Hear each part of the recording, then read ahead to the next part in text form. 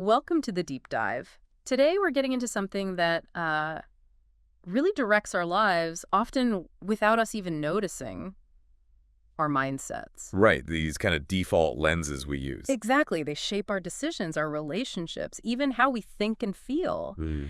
And a lot of the time, it's all happening sort of subconsciously. Mm-hmm. It's like this unseen hand guiding things. Yeah, guiding the whole direction of your life, almost. And becoming aware of that, that's really the crucial first step, isn't it? Towards living more consciously, you mean? Yeah, moving from just being on autopilot, reacting to things. So actually choosing a path that feels right for you, your genuine desires. Exactly. And the really hopeful part is these mindsets, they aren't set in stone. No, definitely not. They can shift. But you have to, you've got to make them conscious first. That's the key. That awareness piece is vital. Maybe I can share a bit about my own experience just to illustrate. Yeah, please do. For a long time, I was really driven by like the standard idea of success. The usual script. Totally. You know, do well in school, get a good job for me. That was at Google. Prestigious place. Right. And then just climb the corporate ladder. Promotions, big projects, all that stuff. So from the outside, it looked like you were nailing it. Oh, absolutely. By all those external measures, yeah. Success. But inside? Inside, I just felt empty and kind of bored, but also weirdly burnt out. It was a strange mix. I hear that a lot, that disconnect. So I thought, okay, change of scene. I left Google. Thinking that would fix it. Yeah, I thought maybe starting something new, a startup. But I didn't really see it then. They what?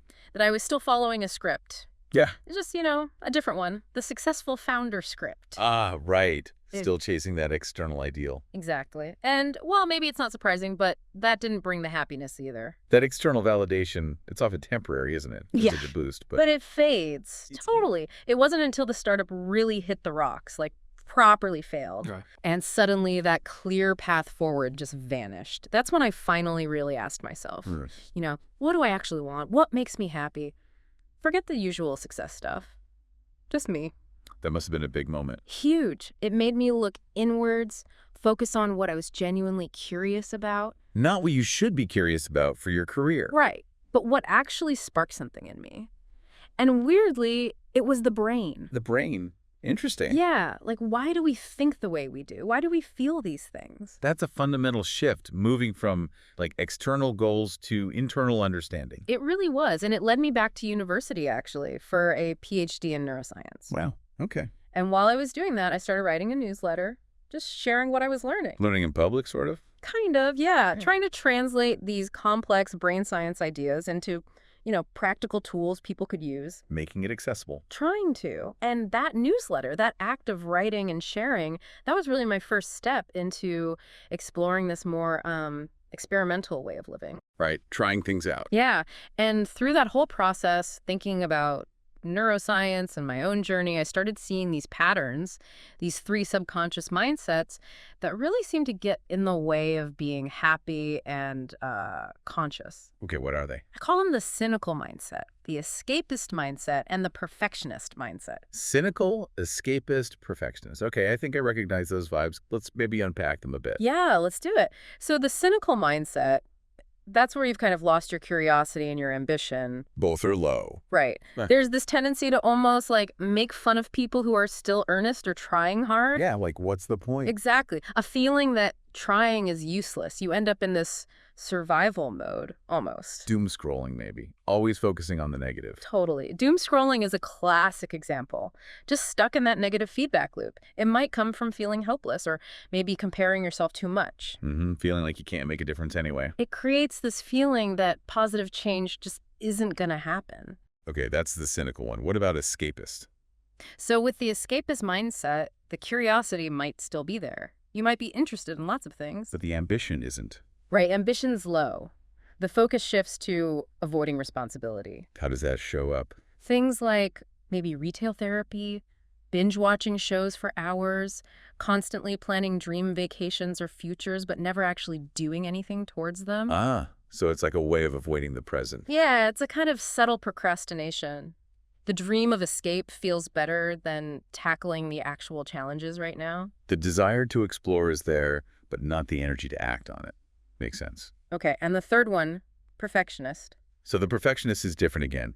Here you've got high ambition, lots of drive. Okay.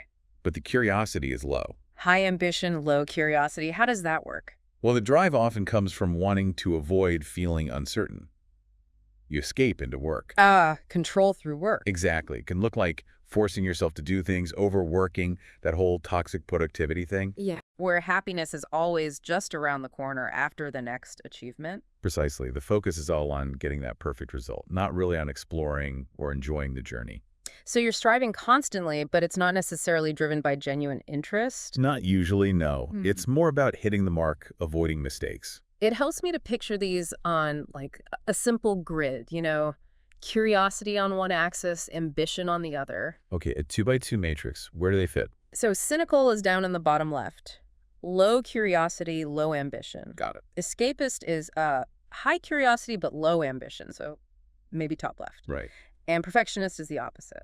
High ambition but low curiosity, bottom right. That maps it out clearly. It shows it's not just about drive, Yeah. but that balance between wanting to achieve and wanting to explore. Exactly, and this is really, really important. These aren't like fixed personality types. Oh, good. So you're not stuck being a cynic forever. Not at all. They're more like states we drift into depending on the situation or triggers or even different parts of our lives. That's actually quite empowering, isn't it? Totally. Yeah. Because if you can spot the pattern, become aware of it. Then you have a choice. You can consciously shift gears. Precisely. You gain the power to choose a different way to engage.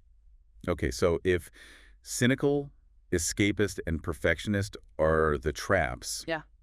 what's the alternative? What should we aim for? Well, the alternative, I call it the experimental mindset. Experimental mindset. Okay. This is where you've got both high curiosity and high ambition working together. Top right quadrant. High curiosity, high ambition. What does that look like?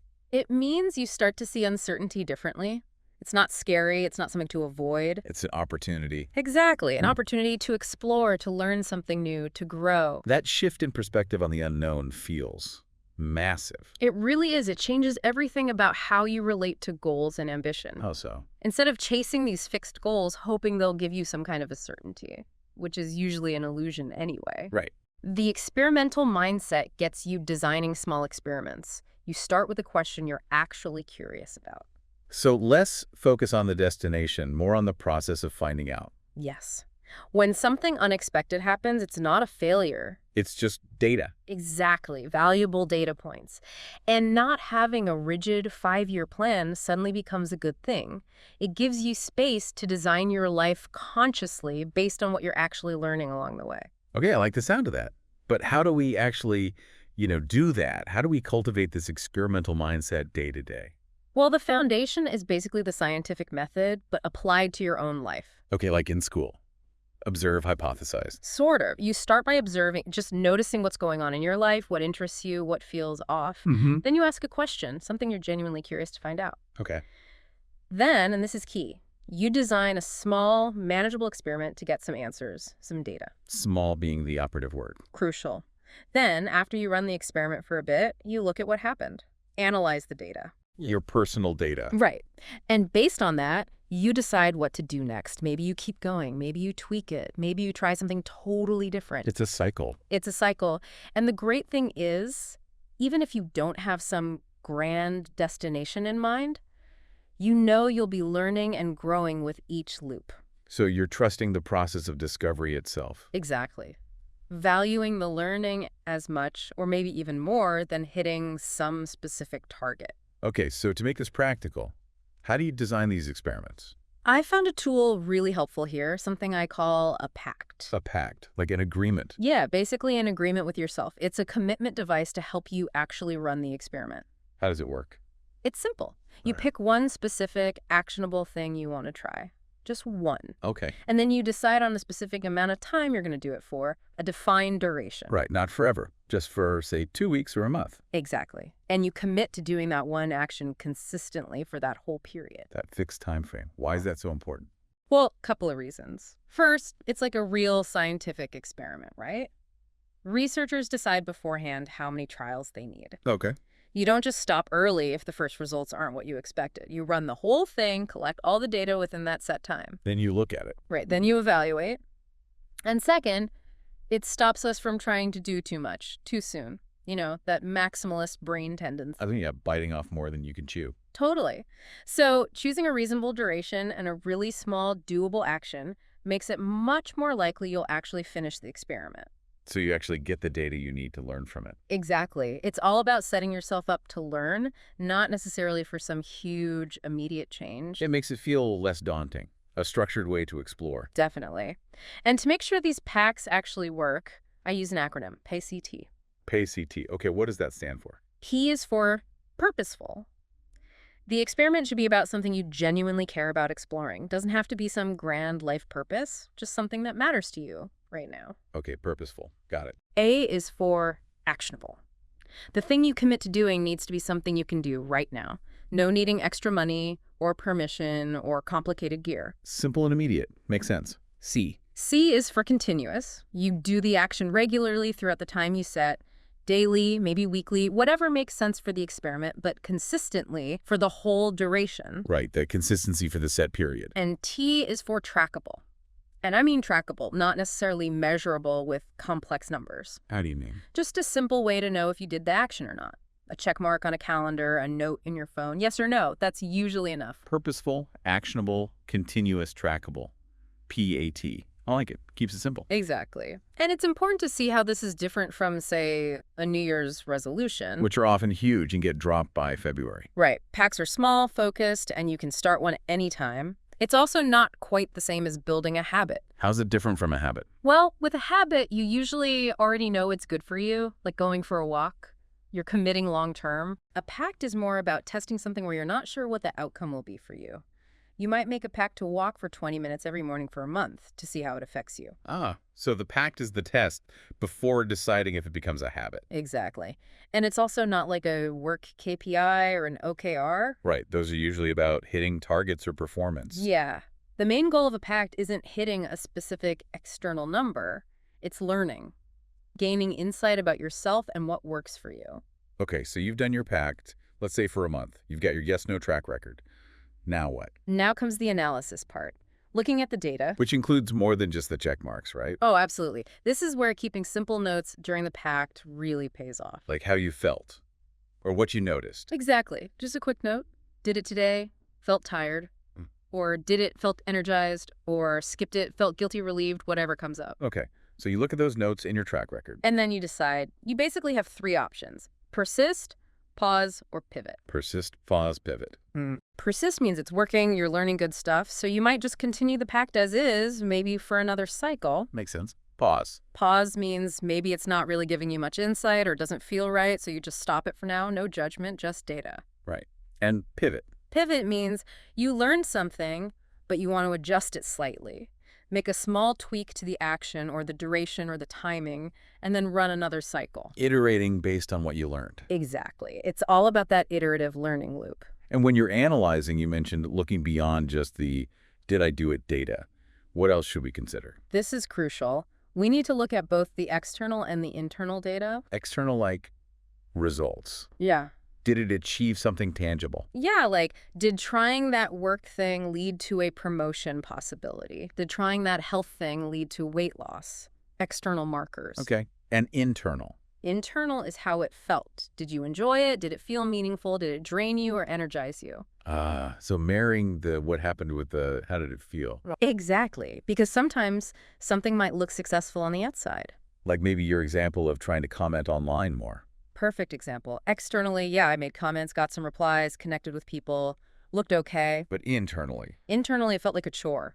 Obligation, not real engagement. It wasn't stimulating me intellectually like I'd hoped. So the internal data told a different story. Completely. And that's what led me to pivot. Instead of daily superficial comments, I decided to try writing longer, thoughtful responses just a couple of times a week, only on topics I really cared about. And that felt better. Much better, more rewarding. So you need both pieces of data, the external signals about career or finances, perhaps, and the internal signals about enjoyment and fulfillment to make a really informed choice about what to do next. That makes total sense. You need the whole picture. So these tiny experiments, these packs, they can really be applied anywhere. Oh, absolutely. Any part of life. Like what? Give us some more examples. Okay. Work. Maybe a pact to spend the first 30 minutes of your day just focused on deep work, no emails, for 2 weeks. See how that feels, what happens to your productivity. Simple. Relationships. Could be a pact to send a quick thinking of your note to an old friend once a week for a month, just to see if it rekindles connections. Nice. Oh. Maybe a pact to do a 10-minute walk after lunch every workday for 3 weeks. See how it affects your afternoon energy. These are all really small and doable. That's the point. The key idea is you're getting rid of assumptions. Assumptions about what should work. Exactly. Or assumptions that what works for your friend or some guru online will automatically work for you. Right. We're all different. We are. So instead of blindly adopting someone else's habit, you run a small experiment, collect your own data, and then decide if it fits your life. It's personalized discovery. So it's really about bringing that scientific curiosity to your own growth. Yes, committing to curiosity through this experimental approach, that's how you start designing a life that feels truly intentional. Aligned with what you actually want and value. Right. And it builds adaptability, too, which is huge in a world that's always changing. It opens up possibilities you might never have considered otherwise. And presumably makes life a bit more interesting, more enjoyable. Definitely more enjoyable. Less pressure to have it all figured out, more fun in the finding out. And it's interesting that there's actually neuroscience behind this. Oh, yeah? Yeah, this idea of a thirst for knowledge. Research suggests the same brain pathways light up when we're physically thirsty as when we encounter something new or find a gap in our understanding. That curiosity drive is really deep-seated. Wow. So thirsty for knowledge isn't just a metaphor. Apparently not. It taps into something pretty fundamental in our wiring. That's fascinating. It is, isn't it? So really, becoming aware of your mindsets and choosing this experimental approach, it's about consciously directing that natural, built-in curiosity. Channeling it towards things that actually help you build a better, more fulfilling life. Exactly. So maybe a final thought for everyone listening. Just take a moment to reflect on your own default mindsets. Which ones tend to show up most often for you? Yeah. Cynical, escapist, perfectionist. Yeah. And then ask yourself, what might happen if you consciously decided to channel that innate curiosity? If you started running small, purposeful experiments in your own life? How might that reshape how you approach things, your goals, your day-to-day? It's a powerful question to sit with. How could experimenting change things for you?